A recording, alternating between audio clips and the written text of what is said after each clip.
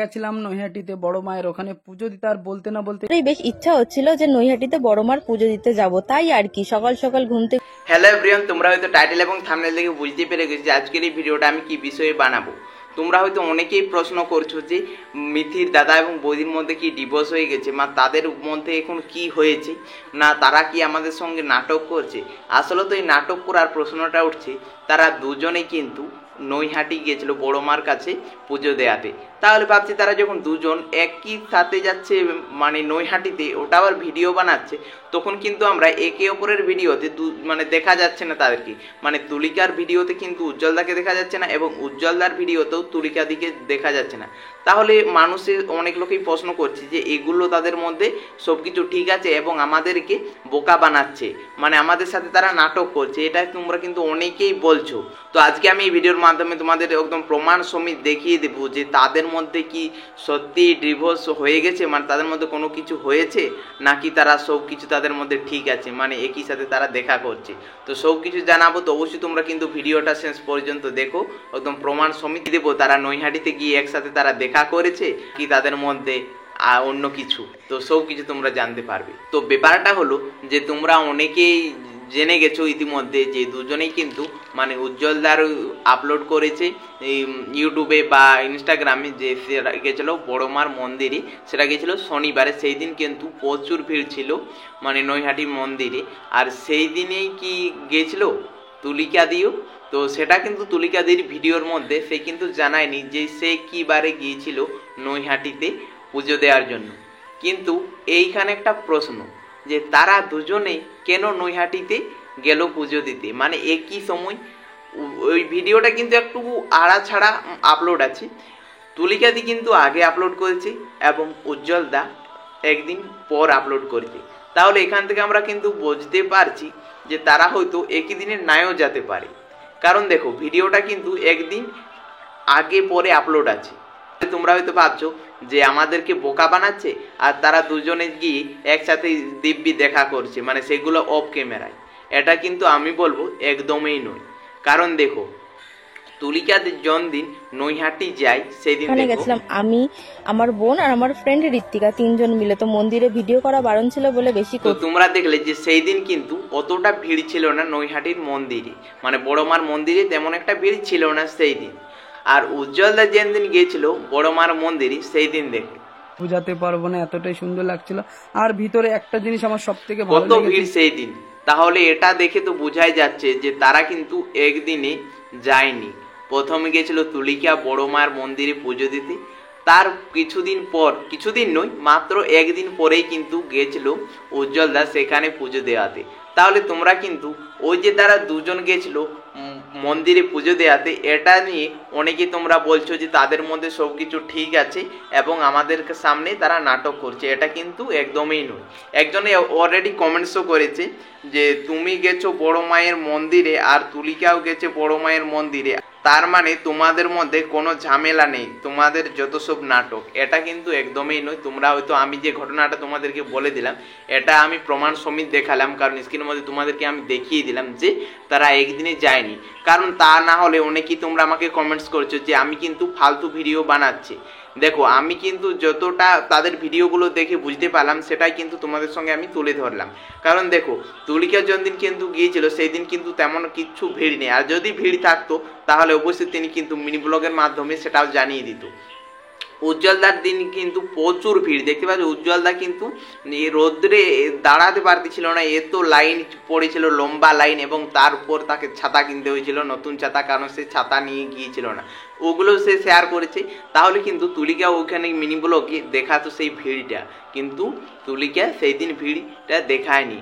আর তুলিকা সম্ভবত গিয়েছিল হয়তো শুক্রবারে, তারপরের দিন শনিবারে গিয়েছিল উজ্জ্বলদা, সেই দিন জন্য কিন্তু সেই দিন প্রচুর ভিড় হয়েছিল শনিবারে।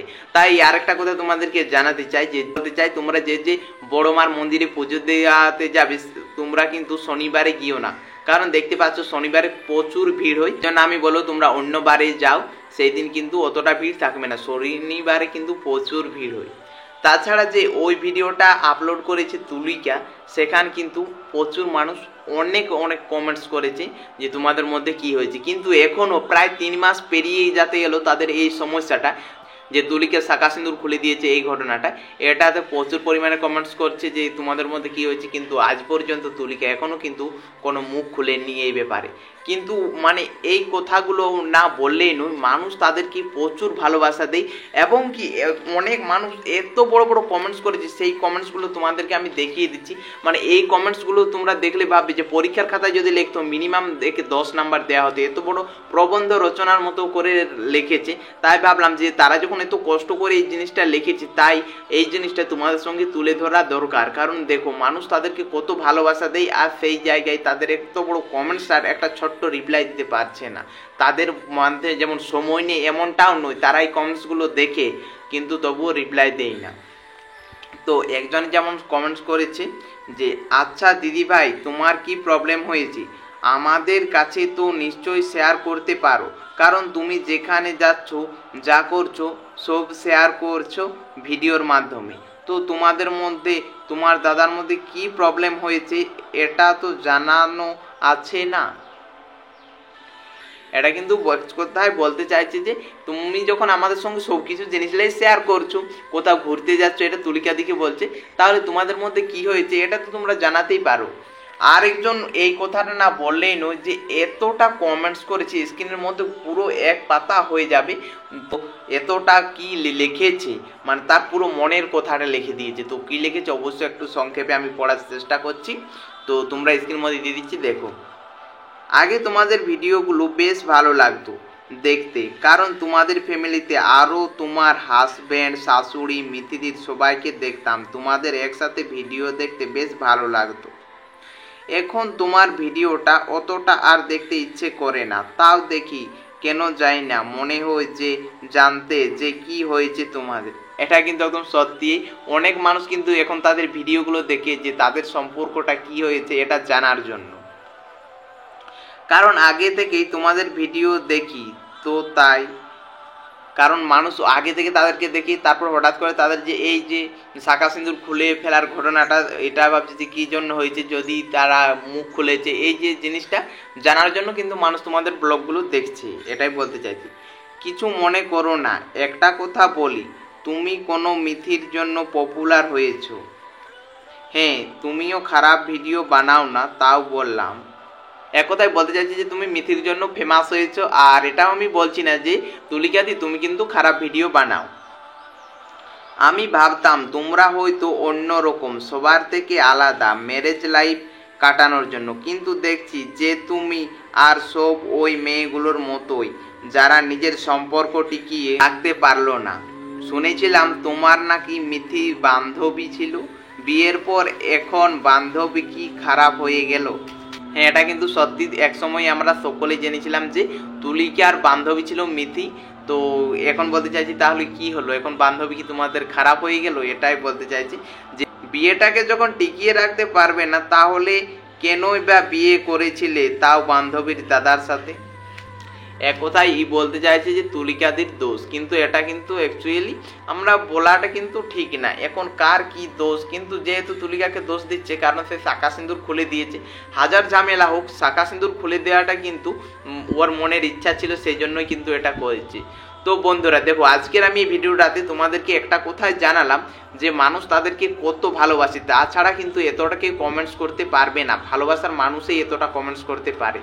তো আমি বলবো যে এতটা যখন মানুষ কমেন্টস করছে, অবশ্যই তাকে কিছু না কিছু রিপ্লাই দেওয়া দরকার। আরেকটা জিনিস, তোমরা অনেকেই বলতেছিলে যে তাদেরা নাটক করছে, আমি বলবো কিন্তু এটা বলাটা ঠিক না, কারণ তারা নৈহাটি যে গিয়েছিল বড়মার মন্দিরে, সেটা কিন্তু একদিনে যায়নি, কারণ তোমাদেরকে পার্থক্যটা দেখিয়ে দিলাম। আজকের ভিডিওটা আর বেশি বড় করছি না, তোমরা হয়তো জেনে গেছো যে তাদের মধ্যে কি হয়েছে, মানে ডিভোর্স বা কিছু একটা হয়েছে। আমি বলছি না যে তাদের মধ্যে ডিভোর্স হয়ে গেছে, কারণ সেটা কিন্তু এখন আমরা ঠিকঠাকভাবে জানি না। তো যাই হোক, আজকের এই ভিডিওটা আর বেশি বড় করছি না। যদি চ্যানেলে নতুন হয়ে থাকে অবশ্যই চ্যানেলটি সাবস্ক্রাইব করো এই ধরনের ভিডিও দেখার জন্য, আর এর পরের ভিডিও কাকে নিয়ে দেখতে চাও অবশ্যই কমেন্টস করো। তো দেখা হচ্ছে নেক্সট ভিডিওতে খুব তাড়াতাড়ি। Bye bye.